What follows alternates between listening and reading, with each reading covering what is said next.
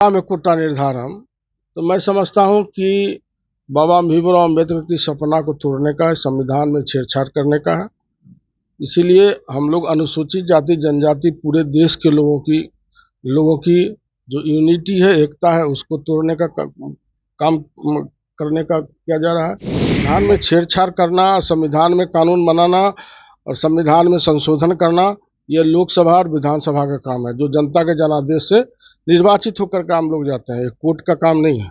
Sir, आप देख रहे हैं न्यूज़ फॉर नेशन। मैं आपके साथ तबजीत सिंह। आरक्षण को लेकर जिस तरह से सुप्रीम कोर्ट का जो फैसला आया है, उसको लेकर काफी लोग कोई विरोध कर रहे हैं तो कोई इसके सपोर्ट कर रहे हैं। इसी पे बात करने के लिए हमारे साथ हैं बिहार सरकार के मंत्री हेमेश्वर राय जी। सर, कैसे देख रहे हैं जिस तरह से जो सुप्रीम कोर्ट का फैसला आया, आरक्षण की बात कही जा रही है, जिसको लेकर कई लोग कह रहे हैं कि इसके लिए हम सुप्रीम कोर्ट फिर से जाएंगे।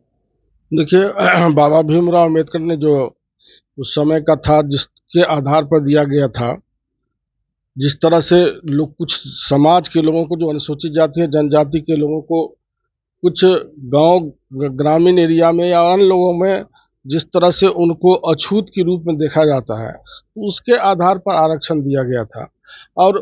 और जिस तरह से फैसला आया है, तो कोटा में कोटा निर्धारण, तो मैं समझता हूं कि बाबा भीमराव अम्बेडकर की सपना को तोड़ने का है, संविधान में छेड़छाड़ करने का है।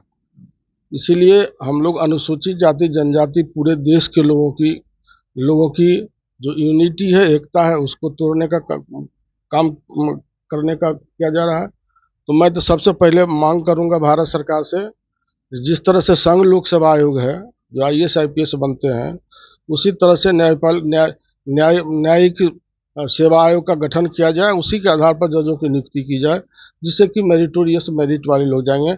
उसमें, उस न्यायपालिका में कितने परिवारों के लोग हैं, कितने अनुसूचित जाति के लोग हैं, कितने अति पिछड़े के लोग हैं, इस सब को जानते हैं। जो नाम का है, मात्र कुछ लोग हैं उसमें।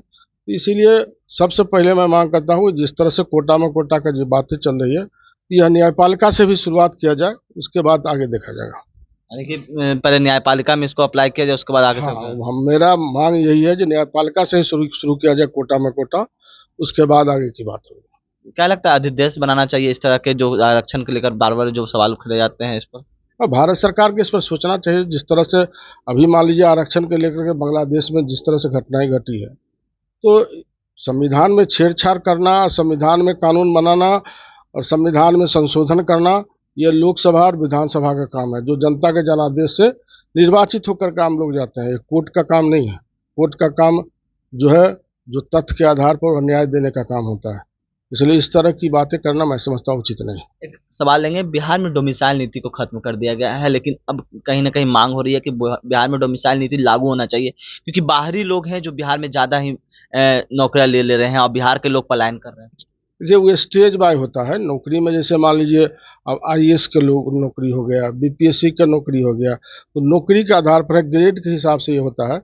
इसलिए कुछ लोग अफवाह फैलाते हैं, इस तरह की बातें, कहीं कुछ नहीं है।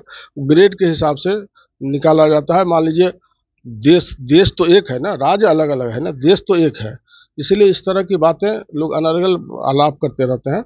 वो ग्रेड के हिसाब से उस तरह से निकाला जाता है, जो संविधान में है, संविधान के न्यायोचित होता है, उसी के आधार पर किया जाता है। लेकिन बिहार में देखा जाए तो डोमिसाइल नीति खत्म किया गया BPSC में, और बगल के राज्यों में है तो डोमिसाइल नीति लागू है। वो ग्रेड के हिसाब से होता है, जो पद है पद के अनुकूल होता है। इसमें कहीं कोई दो राय नहीं है। संविधान पढ़ ले लोग, देख ले, उसके बाद बात करें।